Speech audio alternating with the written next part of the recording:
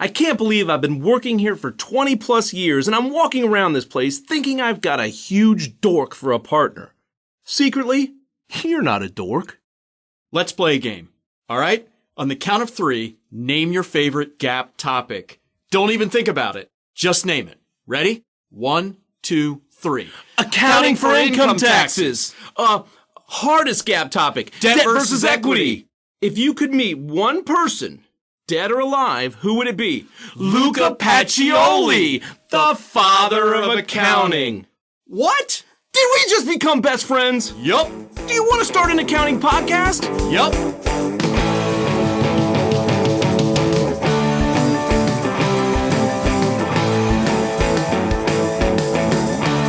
Welcome to GAAP CHATS, the podcast dedicated to all things accounting, brought to you by GAAP Dynamics. I'm your host, Mike Walworth, and with me as always is my faithful partner, Chris Brundrett. We hope you'll join us on this journey today as we share our passion for accounting and help change the way you train. How you doing today, Chris? I'm doing all right, Mike. Actually, doing pretty great. We had a good webinar this morning for a client of ours over in Ireland. So it was afternoon for them, morning for us. Yeah. Got to talk about all things going on in U.S. GAAP for investment management. Okay, and who'd you do with? Bob Laffler. So 9 a.m. in the morning, it was 6 a.m. for him. I think Bob always gets the short end of the stick on that. Well, one. he does live in sunny California, so what can you do? That's his fault. So how are you, Mike? I'm doing good, man. Pretty stoked about doing this podcast. We've been talking about it for some time now. This is our first one. Really what we wanted to do is before we jumped into a particular topic, I thought we'd just introduce the audience and the listeners, who we are, who our company is, and kind of what they might expect from this podcast. Sounds good. Let's do it. So I guess starting, why don't you tell us a bit about yourself and how you came to be at GAAP Dynamics? All right. Well, I'm a CPA here in Virginia, and spent the first part of my career, almost 10 years, with KPMG, and worked in 3 different offices in Virginia, and wound up working with you, Mike, at GAAP Dynamics 16 and a half years ago. It's been that long? It's been a long time. So, and how did you, I totally forgot this, but how did you, because at that point, I don't think we were advertising for anyone. So how did I totally forget that story. How did we come to meet up? Because we never worked at KPMG offices together at the same time, did we? We did not. Although Okay. I think I knew who you were, you knew who I was, but it was through a mutual friend and former colleague of both of ours that we As Jeff. ended up. Yeah. Yeah. Okay. And he just, did he recommend? I think he recommended me. Well, he knew that I was looking to potentially do something else in my career. It was sort of that crossroads that everybody faces. And I'd mentioned to him that I always thought it'd be really cool to teach. And I had thought about college, teaching at the university level. And he thought about it and I guess knew that you were looking to hire someone, this new company. Yeah. And recommended that we talk to each other. And here we are, 16 and a half years later. What does that make it? 2004, 5, 6? 6. 2000. I can't do math very good, right? Yeah. All right. Well, how about you, Mike? How did you end up in GAAP Dynamics? Well, interesting story. So I started off at KPMG in Richmond, Virginia. After graduating from the University of Florida. I came up to Virginia because that's where I was dating this girl at the time. She's now my wife for the past 26 years. But came up to Virginia, and I remember, I was doing the manager thing. I'd made manager there a year early, and I was sitting there, and I remember we went to a happy hour for one of the guys. He's now a partner there, David. And I remember we came back from the happy hour. He had gone to Australia and then had come back. And this was like a welcome back, David, happy hour. Mm-hmm. And I remember at the end of it, my wife and I went home and she's like, can you do something like that? And I'm like, oh, I thought maybe. And so I remember I looked on the KPMG kind of intranet site and saw that there was some potentials in Switzerland or the Czech Republic. And we actually, you might know, but I don't know if you remember Mason, one of the partners, Mason, and then Rob was over there. And so there was 2 people in the Czech Republic. And I was like, and that's where my wife wanted us to go, the Czech Republic. And I hadn't really been outside the country, but for a couple times, like for my honeymoon in Mexico. And I think my dad took me to the Bahamas once, and that was it. And so the idea of the Czech Republic only being 6 or 7 years removed from communism, I was like, no, that's not for me. But the other opportunities was Zurich, Switzerland. And so I went there, and I was the senior manager on the Credit Suisse First Boston, which was a broker-dealer. And so I kind of did broker-dealers and banks during my career with KPMG. And so I went over to KPMG in Switzerland. And while there, I started to teach at KPMG's sort of European Training Center. Mm-hmm. And there I met Richard Stokes, who was, a GAAP trainee, was a former KPMG partner. And at some point, we were teaching together. And at some point, he's like, hey, do you want to do this as a career? And I'm like, well, I don't know. I mean, at that point, I'm 30 years old. I didn't know what I wanted out of my career. But I said, yeah, I'll give it a shot. And I knew we didn't want to repatriate yet. We were still having fun in Switzerland. We were double income, no kids. And so I gave it a shot, and that was in 2001. And, 21 years later, here we are. So, yeah, that's about it. So, let's talk about a little bit about our company, Chris. Just kind of briefly, Gap Dynamics is a training firm. And we provide tailored and engaging learning solutions to companies and accounting firms worldwide. Our clients include, 3 of the big 4 accounting firms and several multinationals, some regional accounting firms and such like that. And whether it's online in the classroom or via webinar, we create high quality training that we would want to take. And Mike, I think it's that last part that sets us apart. It's our brand promise. As CPAs, we know that training is important, but it's got to be good. And that's why we passionately create high-quality training that we would want to take. This means it's accurate, it's relevant, it's timely, it's engaging, visually appealing, and fun. So we always say that we make training fun. I'm going to put you on the spot here a bit, Chris. Yeah. How do we actually make training fun? Because I know a lot of people think that's a bunch of BS. Well, that's a tall order, right? Yeah. I mean, it's accounting and fun usually aren't 2 words that are used together, right? But, if you're going to spend time training, you're going to spend time learning about accounting topics, why not make it as fun as possible? And that's really what we set out to do. So how do we make it fun? Well, first of all, we make it relevant. We tailor training to our clients, and we try to make it relevant for them. Mm-hmm. So that already sets us apart. You're hearing things that are of importance to you. Yeah.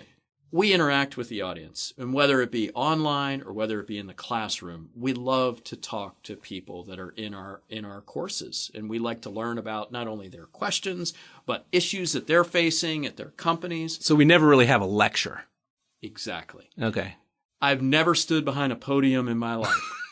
Yeah, I think I've actually asked them to take it out of the damn room. Yes. Yeah. But the other thing is we do a lot of examples, right? And we learn through example. We do a lot of scenario-based questions to really try and illustrate the points, whether it be new accounting guidance, whether it be hot topics, issues out there in practice. But we teach through a significant number of examples. And those are those class discussion questions that we have. And I know one of the things, and it probably... I know I did it when I first started, but even when you joined, you and I probably have had the most fun with them. Dare I say fun? What are some of the ways you make class discussions quote unquote fun? Well, we do try to theme courses sometimes. Okay. We try to have, just little sort of nuggets in there, whether it be, the names of the companies instead of ABC company and XYZ company. It might be something related to a movie. Right? Yeah. And you'll see similar. So not distracting. We try to be careful not to distract from the training, but to have just something kind of fun in there, whether it be a theme or... What are some of your favorite themes that you've done? I love movies, right? Okay. So, whether it be, Talladega Nights or, we've done Office Space in the past. Yeah. I still like that. I still haven't watched that movie. You really should. I know you keep every year. You're like, you need to watch that movie. But the other one is music. Yeah, right? We all love music, and so you and I have done that many times. Whether it be heavy metal drummers, yeah, or 80s songs, 80s songs, things like that. So just try to bring a little fun to it. Yeah. Well, I guess for those of you listening, you can learn more about us at gapdynamics.com. That's Gap. GAAP, two A's as in generally accepted accounting principles. Well, switching gears a bit, let's talk about the podcast itself. First, Chris, I guess, why did you want to do the podcast? Well, that's a good question. When we started out years ago, we did live training, right? In classroom training, we traveled all over the world going to visit our clients, and we still do that today. However, thank goodness we got into other types of training, other modalities. Over the years, we started doing online self-studies, and we started doing webinars, whether they be recorded or live webinars. And thank goodness we got into that space, particularly with the pandemic, that's occurred. But, I thought, well, why not do a podcast? Let's try another way to reach our audience. Mm-hmm. We do live, we do self-study, we do online webinars. Let's try and reach our audience in another way. And so I think the cool thing about a podcast is it's supposed to be fun, right? So it's a way we can have a little bit of fun. We can share some of the things that are going on in the world of accounting.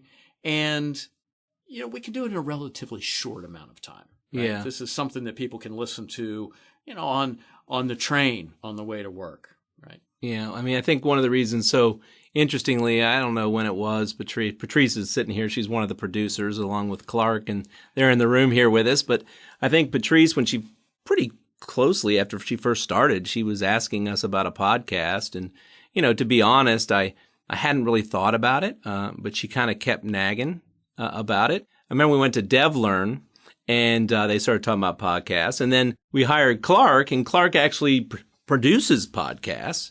And so, it just sort of all came together that this is, we're going to try it out and see how we do.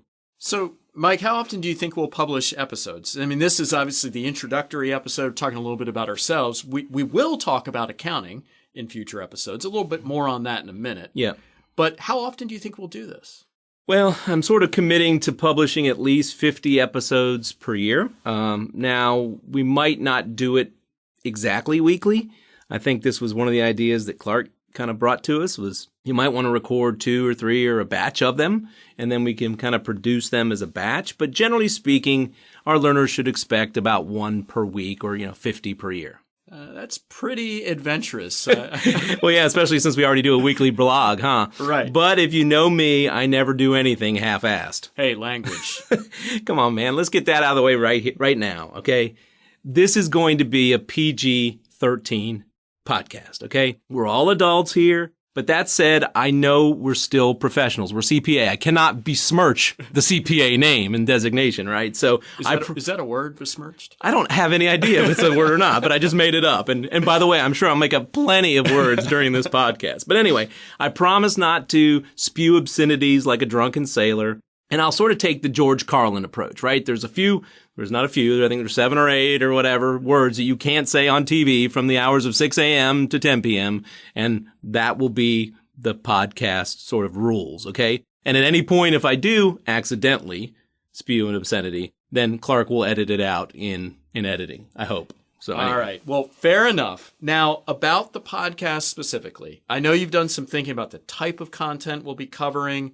We've said accounting, but specifically, what exactly are we going to talk about? Yeah, so I'm sort of thinking, and by the way, this is new, okay, so this might change, so don't hold me to this, but I'm sort of thinking that different episodes can have different sort of focus areas. So for instance, we could do, an episode on like CPA hot topics. And what we'll try to do, and I think Patrice will kind of look through this and how we do this, but we might label it so that the listeners know what they're going to get before they actually listen. So if we're talking about CPA hot topics, obviously that's going to be a discussion of kind of the current accounting and auditing issues that are on the radar of accountants and auditors and regulators. And so, Chris, if I bring up like CPA hot topics off the top of your head right now, and he's like, Mike, you didn't even tell me about this, but what would be a CPA hot topic right now that we might want to do a podcast on?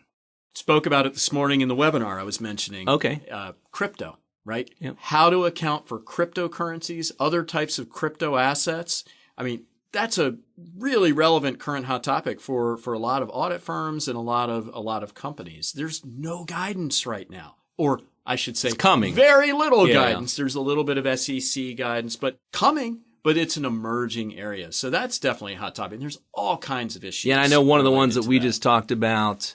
I think we did it with a co-sponsor webinar with IntelliGeyes, would be like impairment because of the current, kind of situation we are in the economy, impairment of goodwill that we're seeing a rise in that. So things like that, we might do a podcast on that. Another type of episode would be like this in the weeds, and that's kind of a in-depth analysis of a particular micro issue within a larger topic or standard. And so I know, Chris, income taxes, we said it in the spoof at the beginning.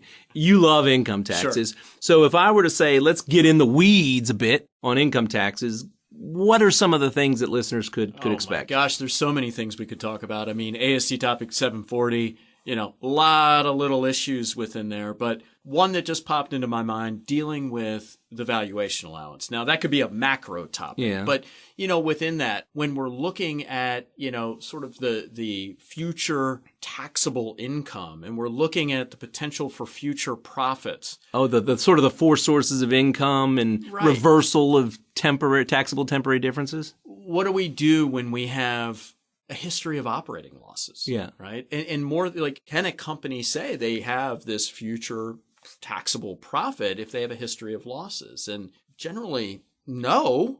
But what if they have firm sales orders and sales backlog? I mean, that complicates things. So, that's an area that we could get into and explore a little bit. Uncertain tax positions. There's tons of micro issues that we can talk about, in applying that guidance. Well, knowing you and I don't think we'll have a shortage of things we can get into the weeds about. One of the types of podcasts, and again, this might be a while before we get to here, but I'm hoping that someone actually listens to this, and that, eventually, our listeners sort of had questions for us. And so whether it be a particular one question or maybe there's a series of questions, that every once in a while we do a podcast sort of listening participant questions, I think would be great. And I think one of the ways that we could do that is taking a question, creating a little scenario that we can discuss, and then, of course, talk about the answer. Yeah, and some other ones here. I mean, and whether these are total podcasts on their own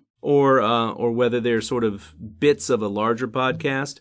Certainly CPA News. That's kind of a monthly recap and analysis of recent news stories impacting our profession. I like this one, and I don't know what the whether or not we're allowed to use the music, but I'm thinking bad boys, what you gonna do? But sort of CPAs gone bad. I've always liked to do that in our courses. Sort of look at where people get in trouble, where people get busted, not to make fun of them. That'd be bad. That's bad karma. But rather to learn about what mistakes they made so that we don't make the same mistakes. And so this will be like an inside look of examples of enforcement actions from the SEC, restatements, and examples of CPAs behaving badly. And there's a few others I want to talk about, hot off the presses. Now, this might be one, Chris, where we got to go quick, right? There's a big standard or a big issue that has come out, and that's where I want to make sure that this podcast is very timely, and we can come out and sort of give our initial takes of a new or recent guidance. And then finally, we always say that we are bilingual CPAs. When I say that to you, Chris, what do you think of? Well, at first, I think that we give courses in foreign languages, but that's unfortunately no. But what we're talking about is US GAAP and IFRS, right? So all of us at GAAP Dynamics are bilingual CPAs. Everything that we teach under US GAAP, we teach under IFRS and vice versa. So I think it would be really fun because we've got a lot of multinational companies out there that may have subsidiaries that are using IFRS, but the parent, is filing US GAAP statements or vice versa. And so talking about some of those key differences between US GAAP and IFRS is important because they've gone away a little bit over the years, but now we've got more differences emerging. That whole idea of convergence. Not so much. Not so much anymore. So still something important to focus on. Yeah, one of the things with that, I think it is important because, outside of the U.S., I think every other major country, IFRS is the main accounting standard. So I think it's important, even for U.S. CPAs, to be aware of kind of what's happening overseas or in other countries with IFRS. Absolutely. So, Mike, any idea what our first podcast will be? Well, I'm not going to give it away. I want to kind of keep the suspense and keep the surprise, but here's a hint. It's not quite GAAP. Chris, why don't you take us out? All right. Well, that's all for this episode of GAAP Chats, your source for all things accounting. Notes and resources from today's episode are linked in the description, and as always, you can find us online at gapdynamics.com and at Gap Dynamics across social media. It's never too late to become a Gapologist. Head over to our website and subscribe to our blog so that you're the first to know what's new with Gap Dynamics. We'll see you next time.